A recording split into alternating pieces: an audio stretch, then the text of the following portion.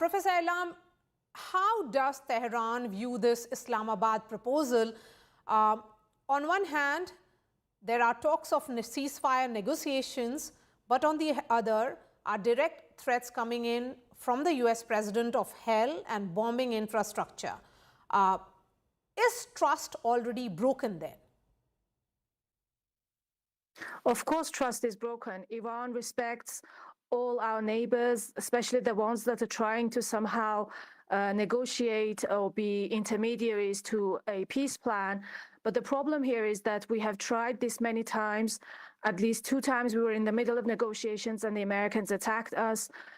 Even when they speak of the possibility of talks, or even when Trump talks about the fact that his idea that talks are being carried out, at the same time, simultaneously, we see that politicians, individuals, and civilians in Iran are being bombed.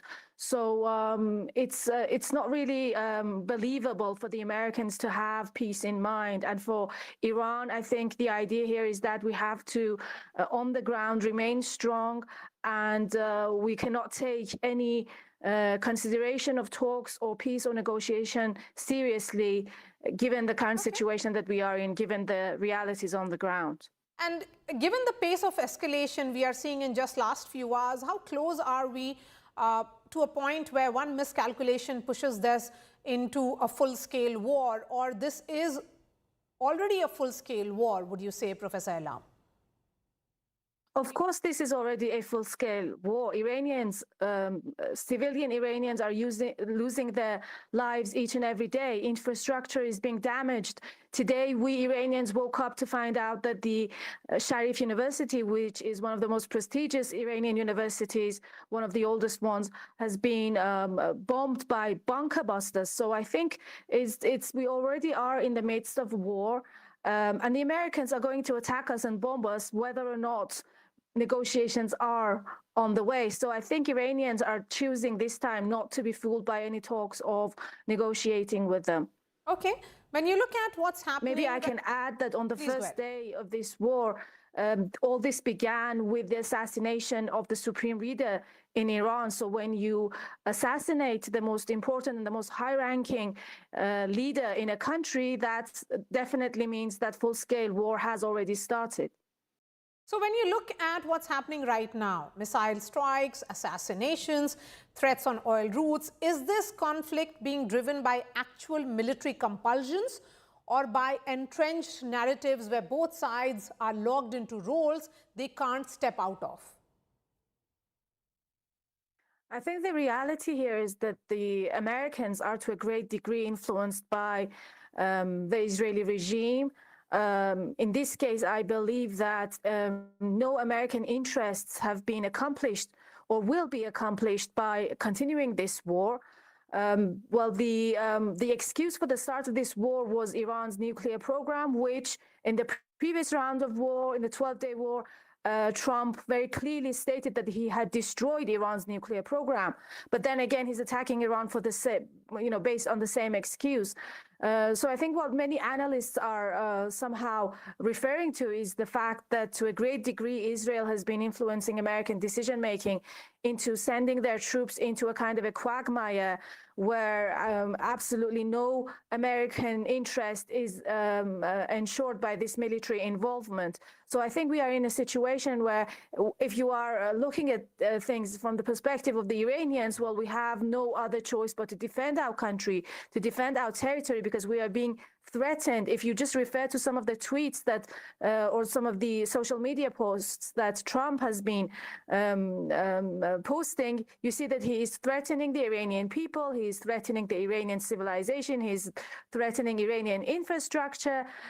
So I think that's very natural for us to be concerned first and foremost with defending our people and defending our territory, but I think it's on the Americans to quickly realize that this is getting out of control and somehow manage to get themselves out of this quagmire.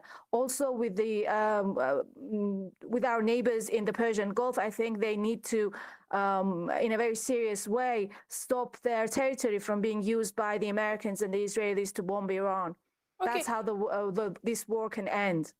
Ma'am, the Strait of Hormuz, through which nearly a fifth of the world's oil flows is now at the heart of this conflict, with threats, naval buildups, and global anxiety also rising at the same time. So my question to you is, from Tehran's perspective, is this still strategic signaling meant to deter? Or are we approaching a point where Iran could actually act on these threats despite the enormous global consequences? Well, I think first, again, America is responsible for the consequences of what's happening in the Strait of Hormuz, because prior to this attack, Iran was nowhere using its influence to control who gets in and out of the Strait of Hormuz. Everything began with the American attack. So I think Iranians have every right to use any possible method they have in their hands to be able to somehow retaliate against the attack that's been happening against our country. Now, the Strait of Hormuz is positioned in waters belonging to Oman and Iran. And I think these two countries have the right to be able to agree to how they want to manage and control this region. And if you just look back to the past few years, even to the past 1 or 2 decades, we see that Iran has constantly been faced with illegal American sanctions against our people. Now, these sanctions are not just, stopping Iran from selling its oil. These extend to the everyday lives of people. The situation of the economy, the fact that many medicines that we need to get for some specific diseases in Iran, we have had no access to that because of the inhumane American sanctions, which they themselves have called crippling sanctions. So if you look at that, and if Iran sees the control of the Strait of Hormuz as one possibility that they can use in order to be able to somehow, retaliate against those sanctions and make life easier for ordinary people living in Iran, that's what they will do. All right, ma'am. Thank you for speaking to India Today. And let me go straight to California, from where Professor Sierra Claire is joining me live. She is a foreign policy analyst. Professor Claire, appreciate your time here on India Today. Donald Trump's latest post is a threat, but it also sounds desperate. Does that kind of pressure force Iran to comply, or does it risk pushing this conflict into dangerous escalation that we are seeing already? Well, I think that the conflict has already escalated. I think that the response from the Iranian regime to deny that they were taking part in negotiations when we know that they do want to negotiate. They are, because they are losing. That's already, and they're continuing to keep the Strait of Hormuz closed, which is causing global effects, as well as them targeting civilians across the Gulf countries. All of these things have escalated to where it's at today. And that's why President Trump is putting out a message. He's being very clear with the Iranians, which I hope they take the message seriously. And he is saying that, he wants to see a reasonable negotiation to actually start bringing this about to an end. And if they're not willing to do that, President Trump has a plan. The American military has shown their ability to operate at will in the country. So that's kind of where we're at. No, but the fact is that the Americans have suffered severe setbacks. President Trump now is openly warning of strikes on power plants and bridges if the Strait of Hormuz isn't reopened. Does setting a public deadline strengthen deterrence or lock both sides into a corner? Well, President Trump, that's his style.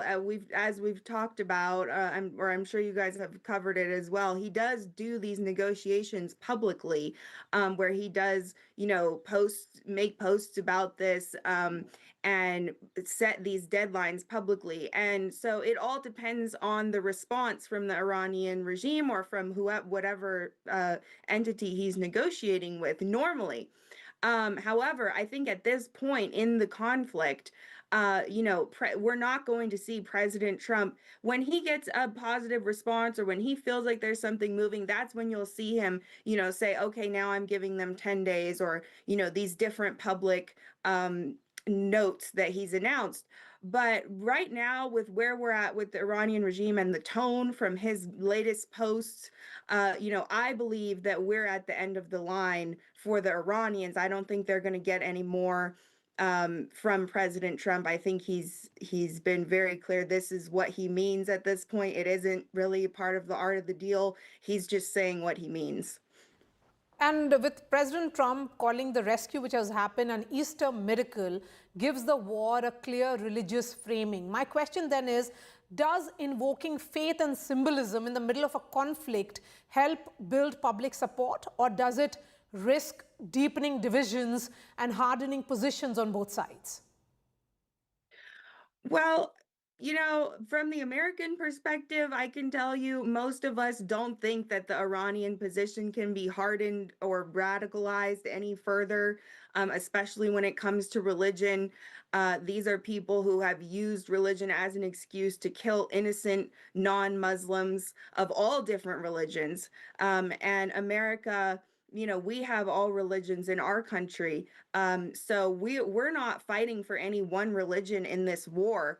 I think we are just pointing out that, as you said, the framing that we're on the right side of this. We're not the ones who are promoting, apocalyptic beliefs that are, completely incompatible with pluralistic society.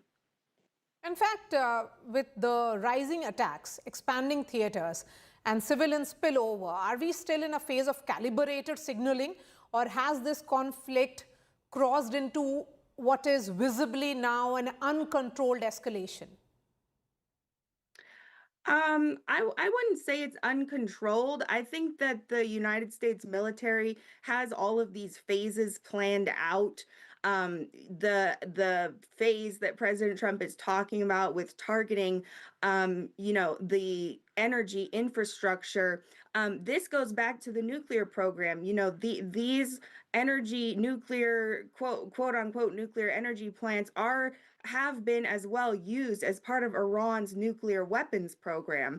And so all of these things have been planned out from the US military, and this is an escalation phase because that's what President Trump has asked for, because we've seen the Iranians are not complying, not taking the talks seriously. But I wouldn't say that the US military, is ever going to go into a phase unplanned. They have mapped out what these type of phases look like, how much firepower they need, and what the goals are that they want to achieve in each phase. Okay, that brings me to my last question, Professor Claire. Donald Trump argues he can deliver results without prolonged wars. But this approach is aggressive and urgent.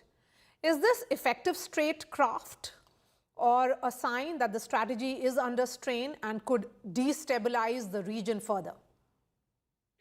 Well, it's an interesting question. I think that, there's been a lot of talk about President Trump's unconventional approach to statecraft. And, there are different opinions on that. And I'm sure that there are times where you could say, okay, what was this really as effective as if it had been more diplomatic?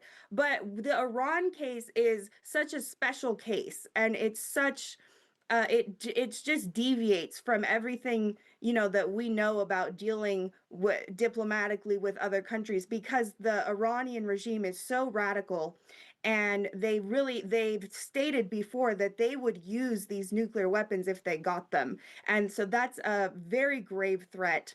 And so I think President Trump is actually the right man for the job at the right time. Past American presidents have had to deal with Iran, but in many cases, they didn't have the military capability because our military has been chronically underfunded. So President Trump is the right man at the right time. He has all of these options on the table, and he's bold enough to use them. All right, ma'am. Thank you for joining us. Thank you. The US forces have just pulled off one of the most daring rescues in recent military history. They have extracted a wounded Air Force weapons officer from deep inside Tehran after his F-15E Strike Eagle was shot down. To know how the operation unfolded, take a look at this report. I'm leaving you with this. Thanks so much for watching.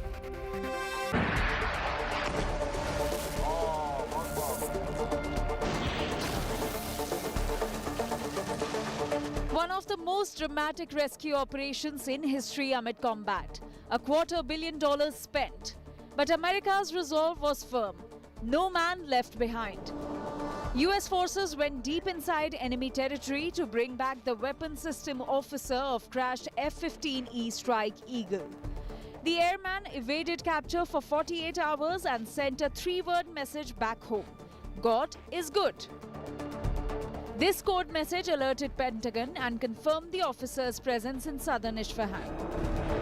Then it became a race against time for the US troops. Soon, US forces, backed by the CIA, launched an intense search using drones, surveillance and a deception operation to mislead Iranian troops. CIA floated the information that the official has already been rescued. This was done to buy more time. Meanwhile, Special Operations troops, including SEAL Team 6 commandos, went behind the enemy lines under heavy air cover to extract the injured officer from the mountains. The operation quickly turned into a full-scale air-supported recovery effort.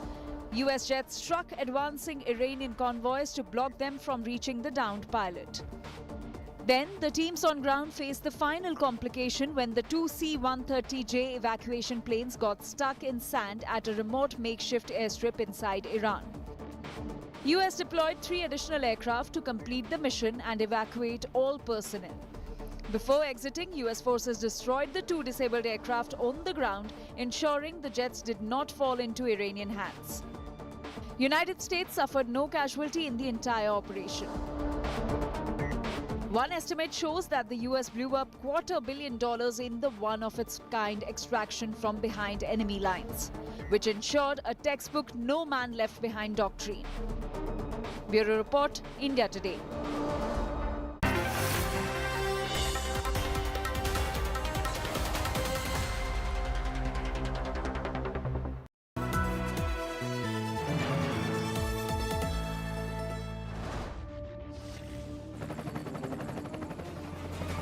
This was a pilot rescue operation, or as Iran officially says, Yes. this was an attempt to steal the enriched uranium, and that was a mission that went south.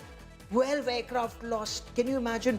2 C-130, Apache helicopters, Pavehawk helicopters, MH-60 helicopters. Look at the way their drones are being So it's lost. very clear, Gaurav, that Trump wants a win. He needs a win. But before we go to the uranium enrichment, because that's the story here, what Iran is saying is a major story. Ankit did a deep dive into what this operation looks like, could have looked like, and where the pilots were. Deep within Iranian territory, Ankit. Let's do the maths. Okay. 300 kilometers inside the Iranian airspace, more than 100 special operation troops, boots on ground, 2 C-130Js, and then you have, because they could not fly back, you have additional C-295s. Now, what is interesting is only 41 kilometers away from the ground zero of the tunnel where the supposed 500 kg enriched uranium is hiding. Only 41, 42 kilometers. And not just that, they even managed to send 2 choppers further 20 kilometers. So roughly 25 kilometers away. The crash site that we have geolocated is only 25 kilometers away from the ground zero of the Isfahan tunnel, which is the end game of this Iran war. And what does this indicate?